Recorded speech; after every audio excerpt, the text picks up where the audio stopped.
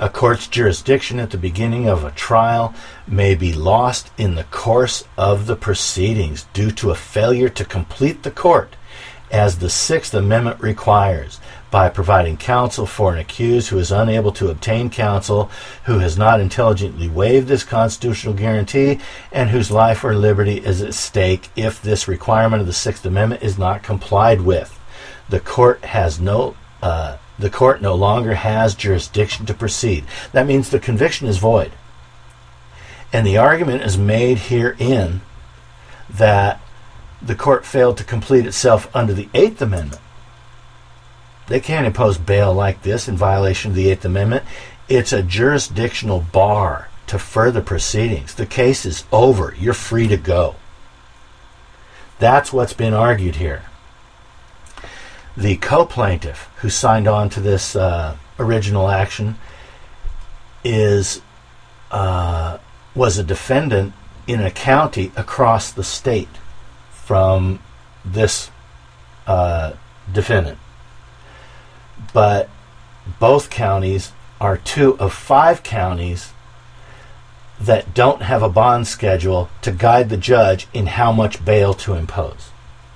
That's a real sturdy nexus between the two, is that the Supreme Court got a petition about 2 counties' conduct regarding bail, and both are over the top, off the chain abuses of authority. And so it's been brought to bear in this petition that by imposing unconstitutional bail, the court has lost all jurisdiction to proceed, and this guy's in prison. I don't know what the other guy's doing. He was on Colorado appellate court, and they said it's moot. Trial's over. And what they did not argue on the appeal is that we want a decision as to whether or not unconstitutional bail constitutes a jurisdictional bar to further proceedings. They didn't argue that. You need that element to make the argument complete. And Johnson versus Zerbst is the benchmark. We're going to go up now. Be ready to pause. Pause.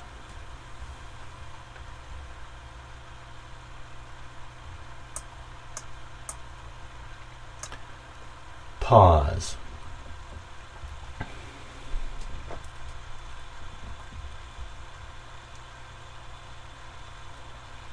And now we see the issue of cash-only bail, when bail shall be available by sufficient sureties. And he wasn't allowed to bond out. We have the Colorado Constitution right here. Excessive bail shall not be required. So then 3.10, this is a case from the same county where probably you heard of it on the news. Man driving a semi-truck plowed into a bunch of vehicles that were stopped on the freeway. And look at all the counts against this guy. Go ahead and read that paragraph. Pause if you want. And look at all the charges brought against this guy. 6 counts first-degree assault, 24 counts attempted first-degree assault, 4 counts vehicular homicide, 2 counts vehicular assault, and 3 counts of crime of violence. And this is one of the exhibits. Pardon me. The complaint filed in his case. And the guy in this case, for whom I wrote this petition, he's charged with a couple of assaults. Nowhere near what this guy was charged with. This guy was allowed to post $40,000 bond. His bail was $400,000. He got a bond for $40,000 and was allowed to live in Texas while his case in Colorado progressed. And yet this other Colorado man, $250,000 cash only bail, and he didn't have a list of crimes like this against him. So the targets are huge, and they're both out of counties that have no bond schedule.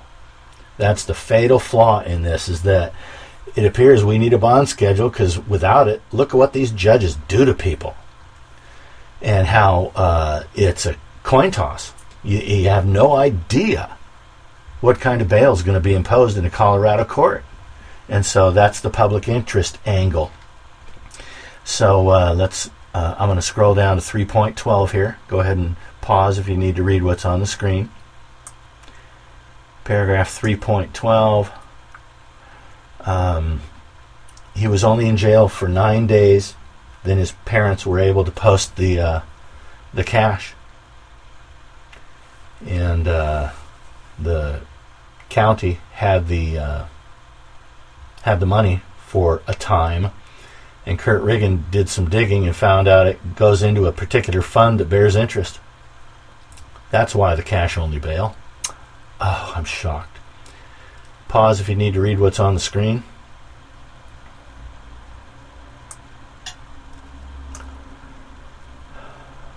Pause.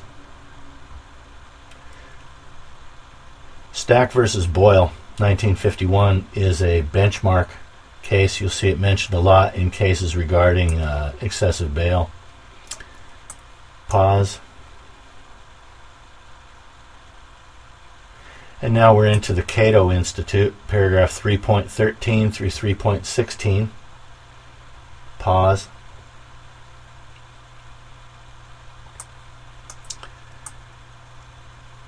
Pause.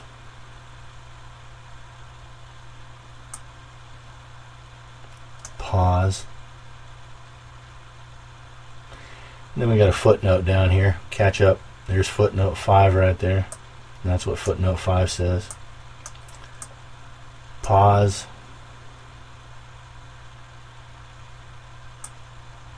Pause.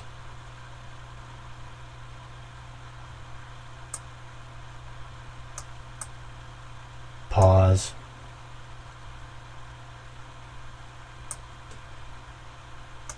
Three 3.17. Pause. And then the relief requested. Pause. And now we get on to the third issue. The judge has no oath on file with the Secretary of State as required by law. Pause.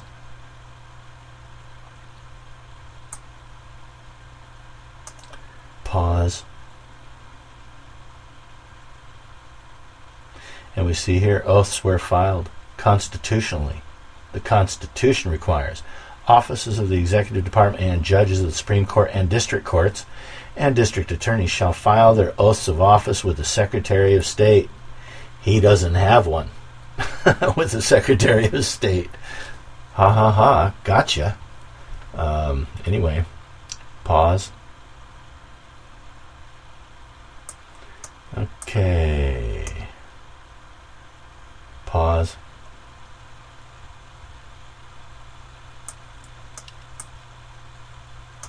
Pause.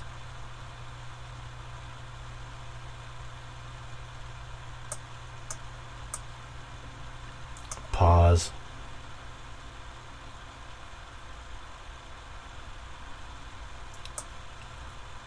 I like that Washington statute. If you don't have an oath of office on file, if you pick up a pen, you're guilty of a gross misdemeanor. That's max a year, max $5,000. Gotta love that. 3.23. Pause.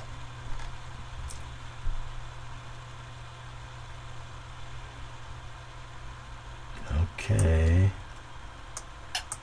Conclusion and verification. Pause.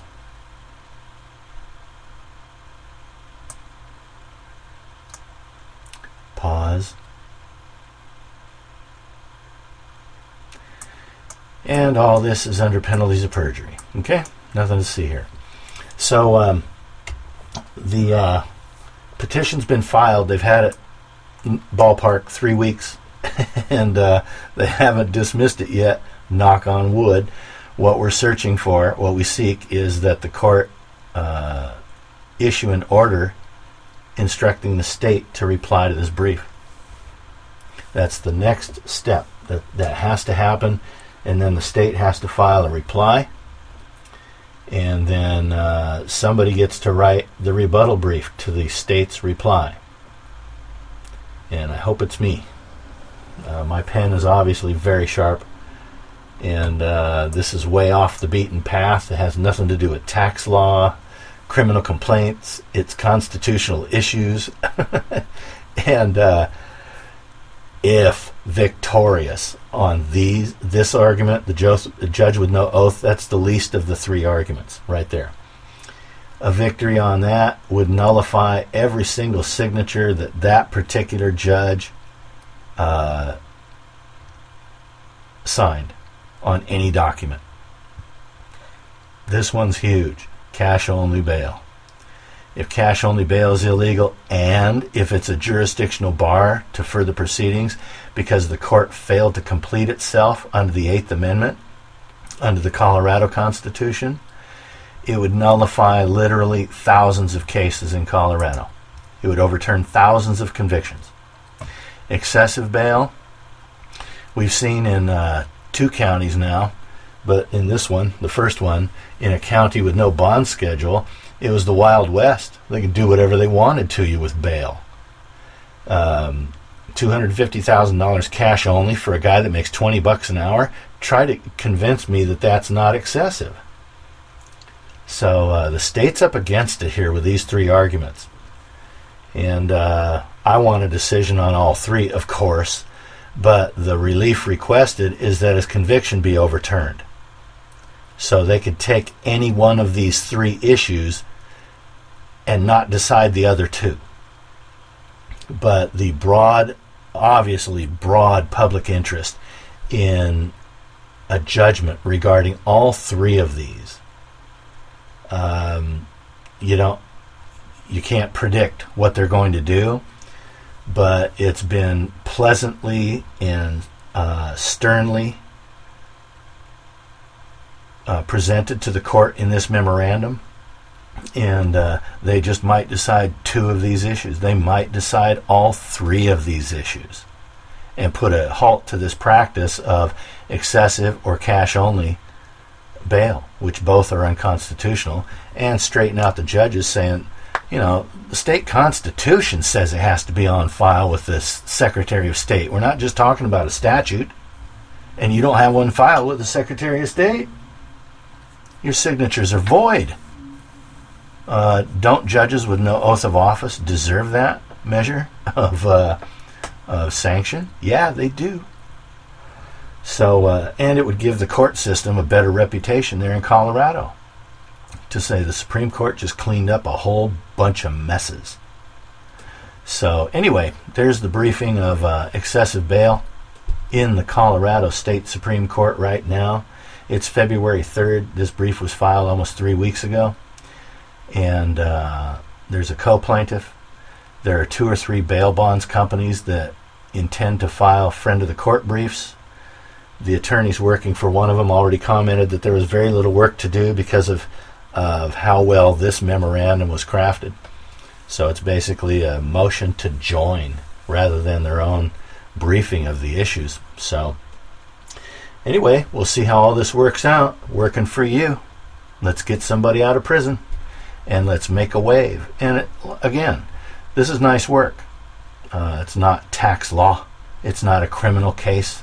It's just nice constitutional issues for a guy that's in prison, and it's a job I was hired to do for an attorney in Colorado. So just nice work to come. Nice work when you can get it, I think is the phrase I was looking for. Nice work when you can get it.